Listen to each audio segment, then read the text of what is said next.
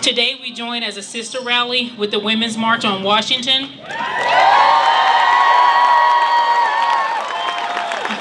All right, we like that.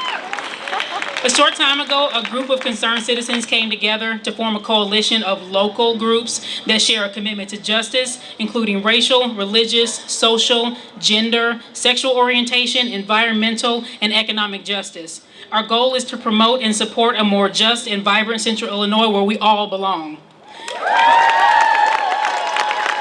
We believe it is critical now more than ever for people of goodwill to actively engage within organizations working for justice in all of its facets.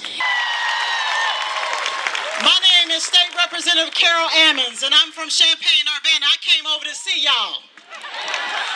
I came over to see y'all because I wanted to make sure that we were on the same page.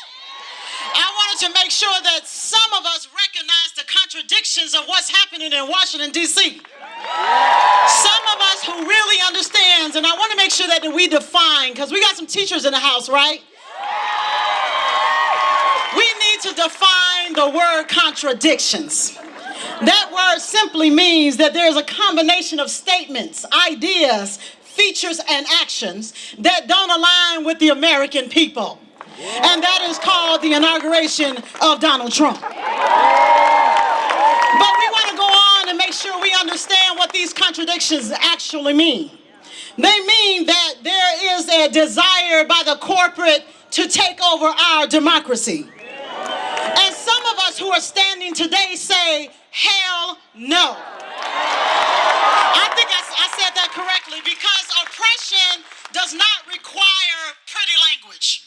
We desire to fight back against the oppression of the Wall Street billionaires and millionaire class. That is why you're standing here in Springfield today.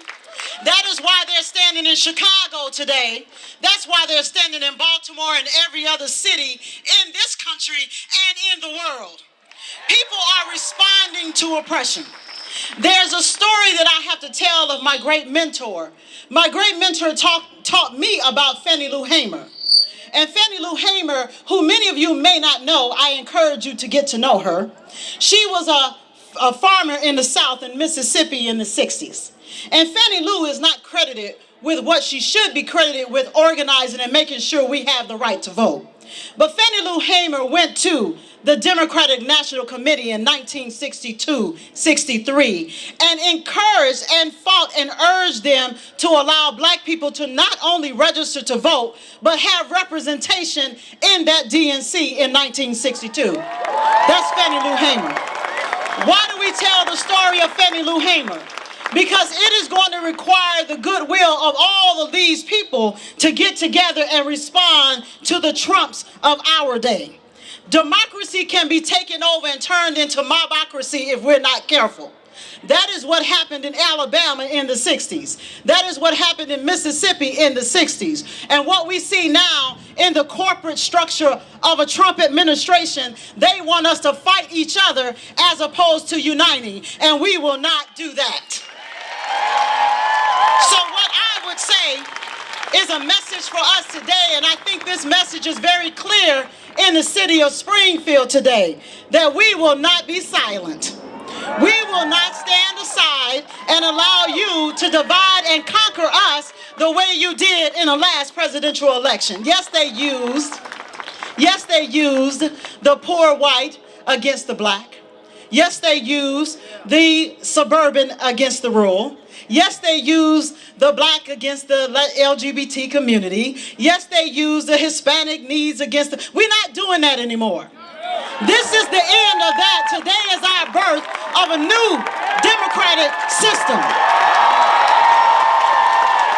Let me just say this in closing. Leadership today needs to be identified. They need to be identified by certain things. They need to be against violence against all of our citizens. Leadership today need to be identified by their response to the violence against their citizens. We cannot allow weak and self-serving representation to be the example of what leadership looks like today.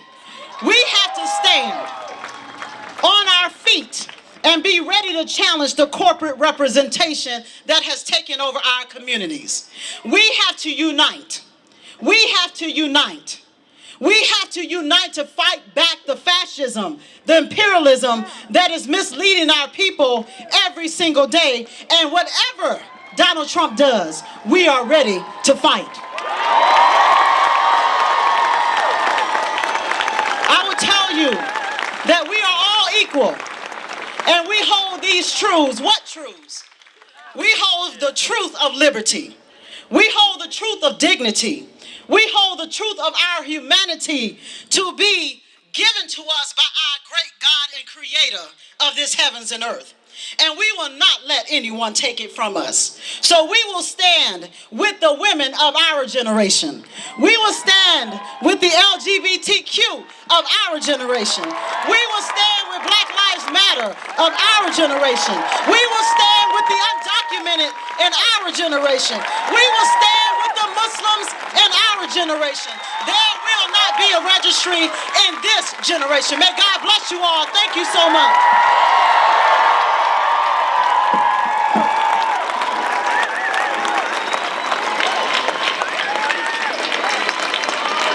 In the first 100 days of his administration, this new president has made deportations of the undocumented, building a wall at our Mexican border, and prohibiting Muslims from entering our country his top priority.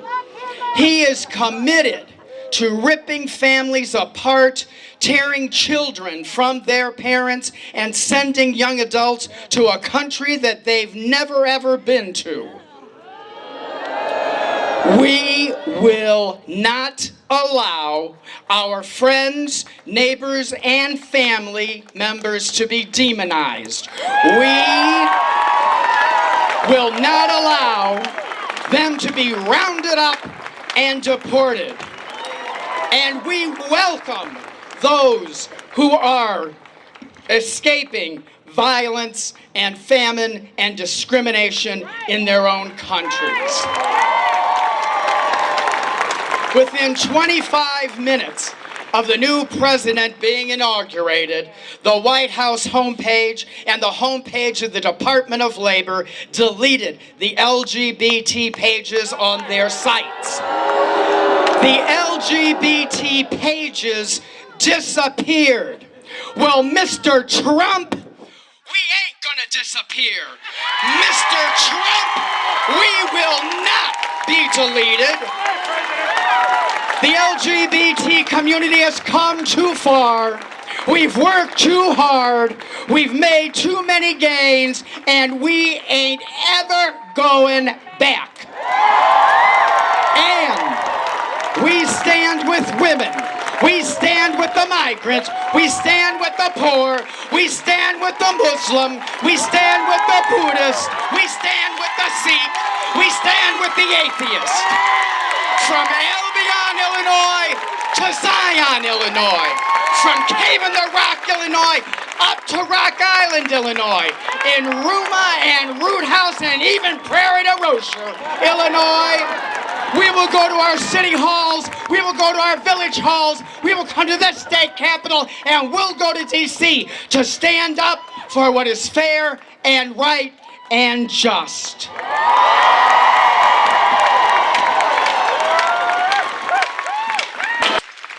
In these moments when the headwinds are strong and the mountains are high, we should remember three simple words.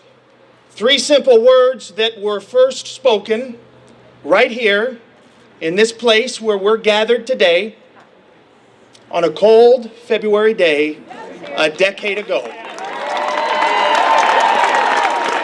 These three words, they're just 8 letters, and they changed the course of our nation. And we shouldn't forget them, because yes, we can.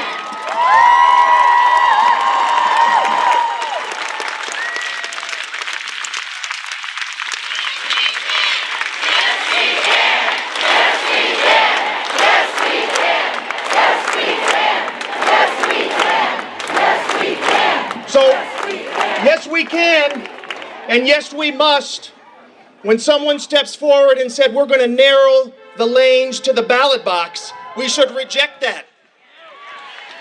And we should protect voting rights for all citizens, because if the rights of one citizen is in danger, all of our rights are threatened.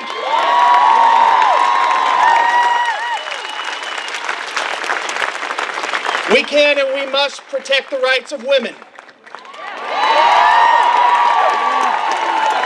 And we have to protect the rights that we have gained for our friends in the LGBT community. And on this day, especially at this moment, we have to protect the right to affordable health care for everyone in this country. And by the way, that means every child in the reddest of counties in southern Illinois. Those children deserve and need health care today. And it's time for our governor to get real about what it means for rural Illinois if the Affordable Care Act is repealed. It also means we need to balance our state budget right now. We need to balance it both in practice and in priorities, which means that we need to stop protecting and pandering the wealthy and require them to pay their fair share.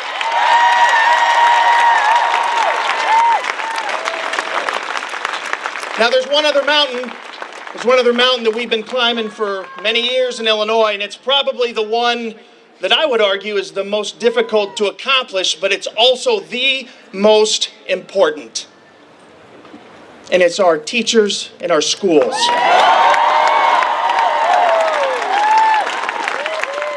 Now, today is a call to action, so my challenge for you is to understand that there are some things worth fighting for. There's a lot of things worth fighting for, and there's no more greater effort than we can undertake in Illinois than to burn to the ground the systemic inequity that exists in small town classrooms and urban neighborhood classrooms across Illinois from top to bottom. That inequity today permeates through the lives of children, and we need to end it, and we need to end it right now. That responsibility is on you, and it is on me. We need to get it done once and for all, for the first time in generation in Illinois. So I'll leave you with this. Today's call to action is important because we know we have so many things to do in the coming days, in the coming months, and the coming years. Let's all resolve to agree that this is no time to sit back. It's no time to put your feet up. It's no time to tap out of this conversation. This responsibility is on us, and we need to rise to the occasion. Thank you.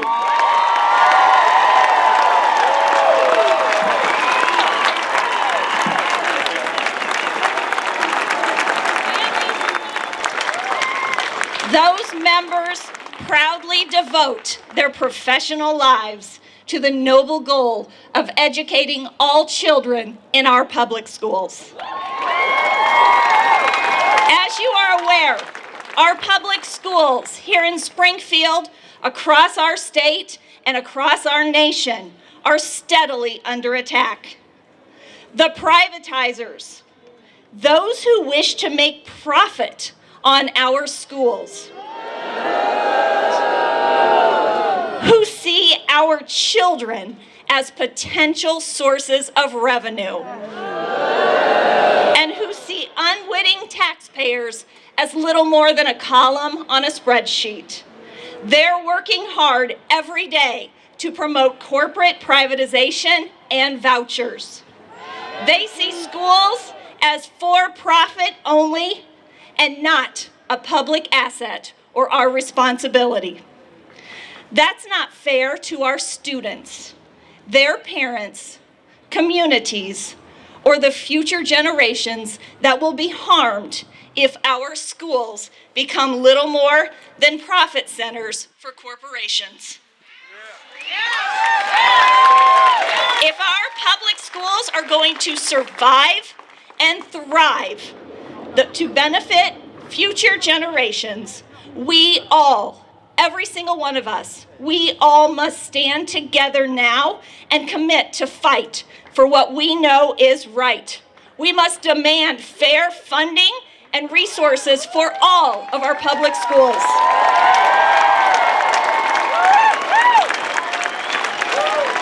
Quality programs for all of our children, and equity for all, regardless of privilege or income. Our schools and our students are not for sale. We must fight together to make sure that free, quality public education is available to the next generation, to our generation of future leaders and all citizens of this country. And we will fight. This gathering today of committed people gives me hope. When I see you, when I see all of us gathered together today, I see the beginning of a new coalition of like-minded people and organizations that are committed to make sure our collective voices are heard. Let us all use the energy we feel today to build for a better future. The SEA stands with you in solidarity, and we look forward to working with you, all of you together, in a united fight for a better state, a better nation, one that treats all children and all citizens with fairness and dignity that we all deserve. I'm going to leave you today with a quote from Nelson Mandela. Education is the most powerful weapon which you use to change the world. I know that together we will be that change. Thank you so much.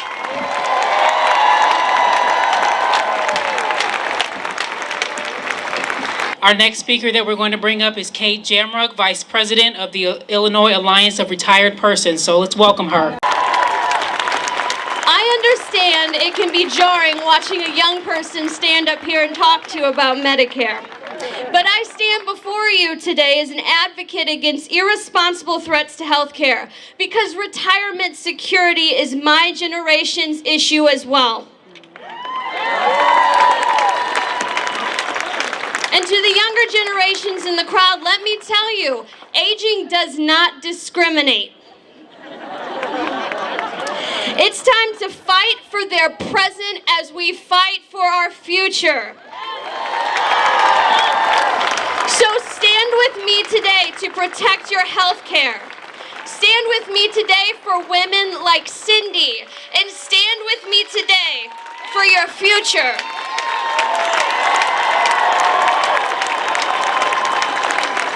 It's time to prove to your state and your country that unity, compassion, and respect are the defining characteristics of what really makes America great. Thank you.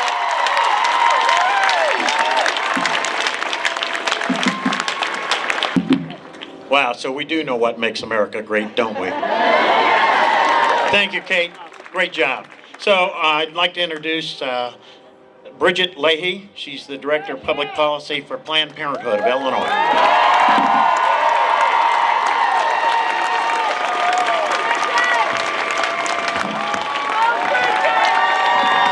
Women out there, can I hear you?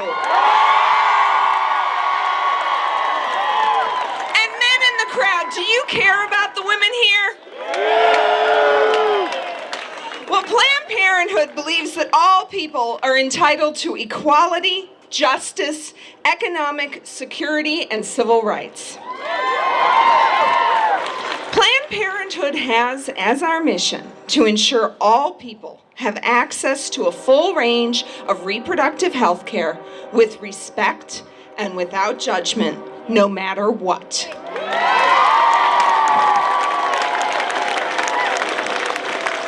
Unfortunately, the new administration and the Republican leadership in Congress has decided to make Planned Parenthood one of the first targets of its new agenda.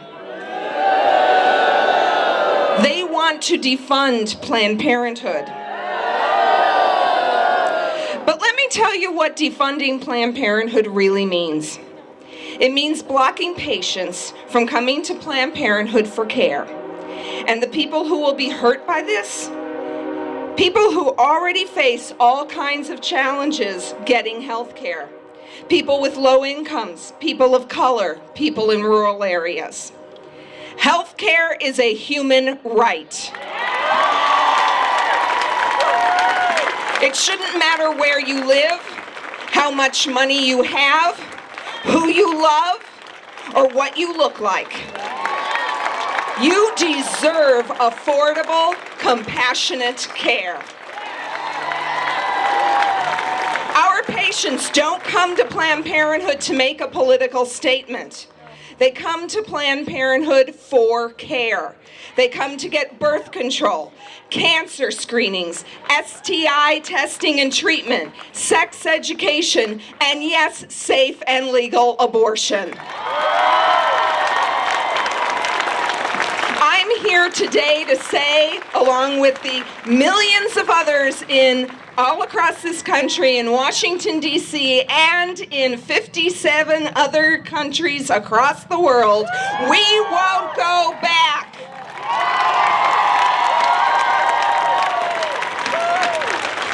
We stand with our patients. We stand with women. Do you stand with women? Do you stand with women of all shapes and sizes? Do you stand with women of color? Do you stand with women of all faiths? Do you stand with women with disabilities? Do you stand with LGBTQ women? Do you stand with immigrant women?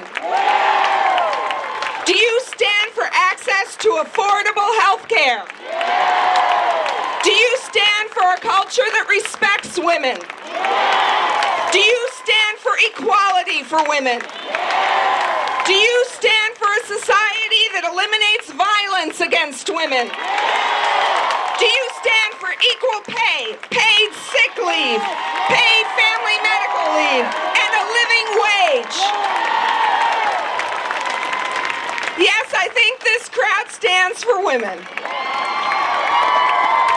Let me be clear, an attack on Planned Parenthood is an attack on women. And an attack on women is an attack on all of us. That is why we are here today. We are in this together. We must support each other and defend each other. Right now it's Planned Parenthood and the women who are targets. But next week it will be another organization, another group of Americans. Planned Parenthood will be with you, standing with you, because you stand with us. We need every single one of you to stand with us. We need you to stand with Planned Parenthood. Are you with us? Well, then go to istandwithpp.org, sign up, and take action. It doesn't stop today. Keep on fighting. Thank you.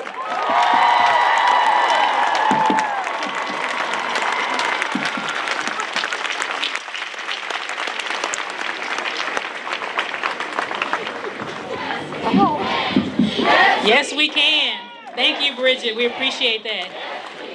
I want to now welcome our next speaker, which is Senator Dick Durbin. Dick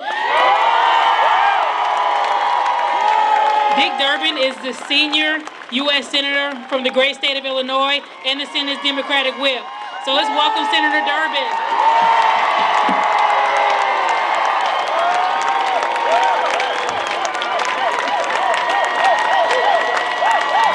Beautiful. What a crowd. I want to thank the women and some men who organized the marches across the United States today and organized this meeting in Springfield. Special thanks to the most effective woman lobbyist I've ever met in my life, who's here today, my wife, Loretta. Andy Menard, Carol Ammons, Bridget Leahy, all of the speakers, thank you for what you said. If those great columns that we can see on the old state capitol could speak, they could tell us about history. They could tell us that 10 years ago, right here on these same bricks, 10 years ago on February the 10th, and it was a cold, cold day, many of us gathered to launch the campaign of the 44th President of the United States, Barack Obama.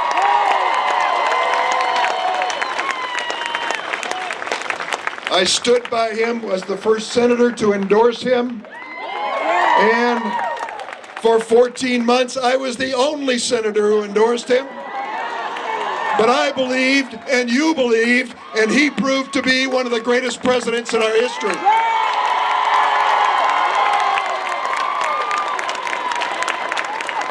And if those columns could speak, they would tell you of another moment in time when a man walked up those stairs into a small office waiting for the returns on a presidential election. Back in the day when it took days, sometimes weeks before they knew. And eventually the word finally made it by telegraph to Springfield, Illinois, that Abraham Lincoln had been elected President of the United States. I thought about that yesterday because a few months after he was elected, three blocks from here, he took a train and left Springfield for the last time on a journey to Washington. Packed in his suitcase was a family Bible. A family Bible that he took and used as his guidepost for the greatest speeches ever written by any president. And a family Bible which he used to take the oath of office twice. I thought about that Bible yesterday because it was on the stage again. It was defiled. The last time Abraham Lincoln lifted his hand from that Bible, in March of 1865, our nation was still at war. More Americans had died than have died in the history of the United States in all of the wars. Blood was running on the battlegrounds and in the streets across America. And after he took his hand off that Bible, in this war-torn nation, he said words which we can never forget. With malice toward none, with liberty and charity for all.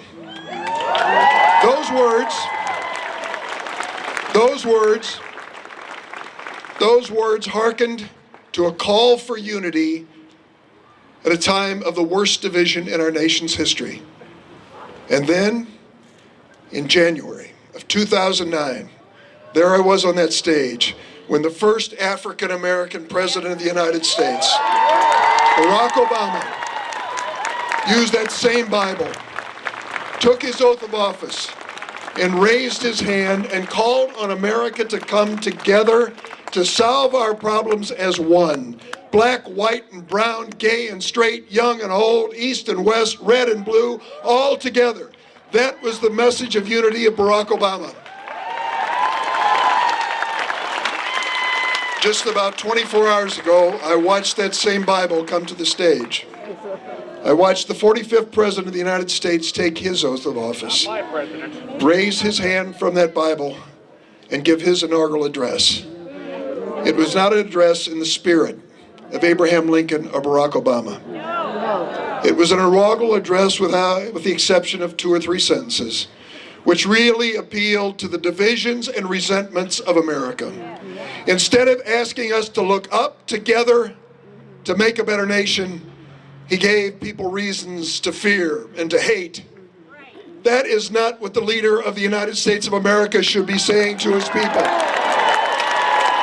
We gather today because the day after his speech, it is time for America to speak back. And some of you may have been notified by Facebook, by email, that the planned parade for the Women's March in Chicago had to be canceled. Do you know why? Instead of 50,000 people, 150,000 people showed up. All across the United States and in capitals around the world.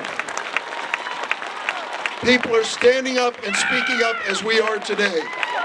And they should. And they should. What is at issue here is the future of this nation and our values as a nation. You have heard these eloquent speakers before me speak to the issues.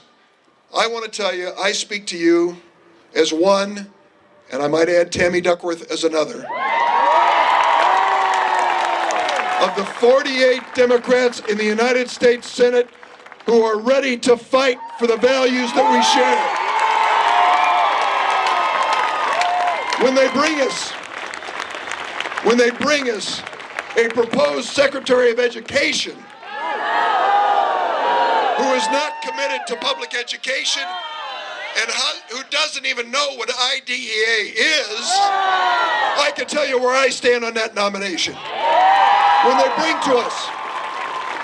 bring to us a proposed leader for the Environmental Protection Agency who is dedicated to destroying that protector of our clean water and clean air, you know where I'm going to stand on that nomination.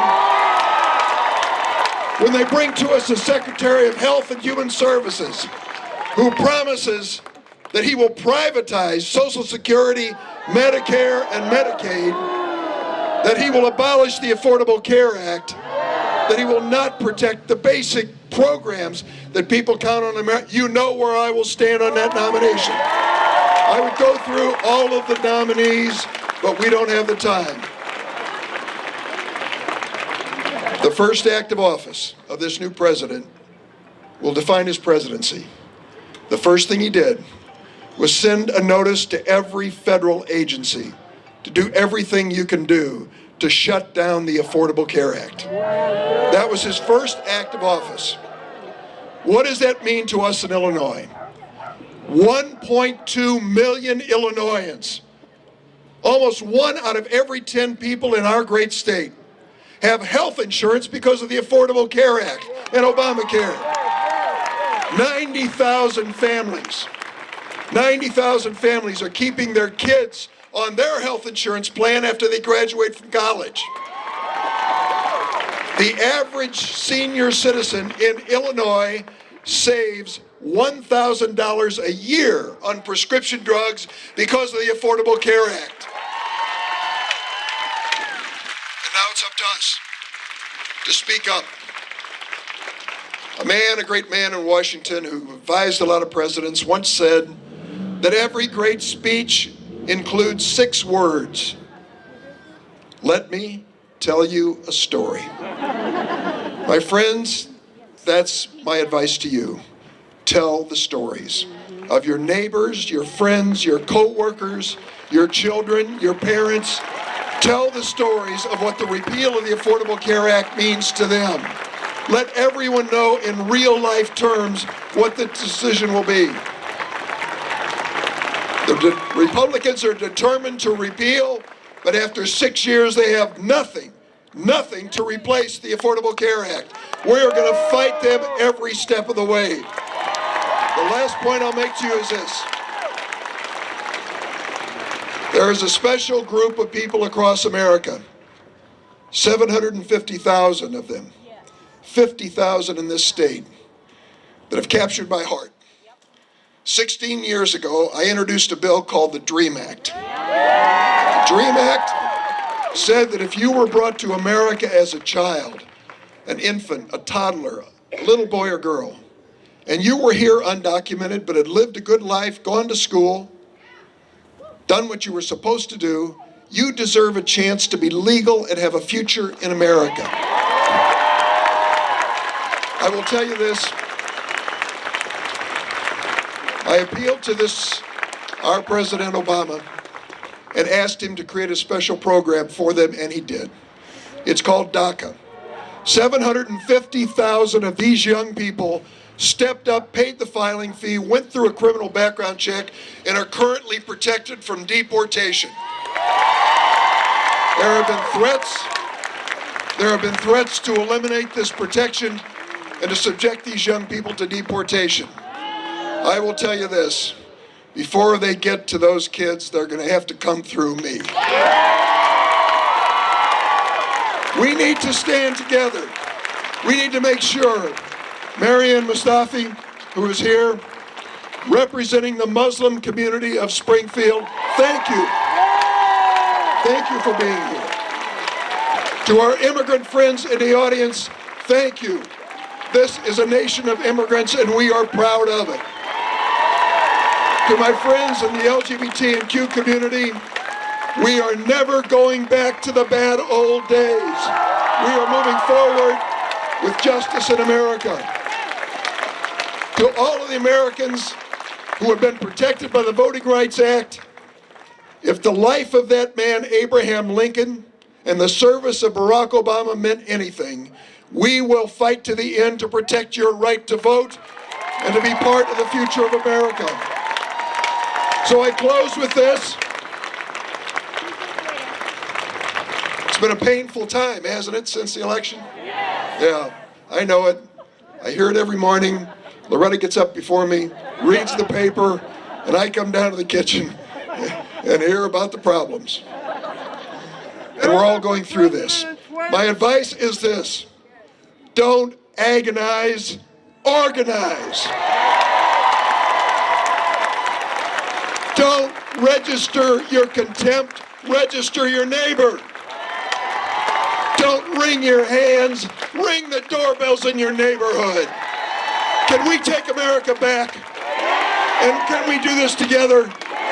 Let's start today. Thank you.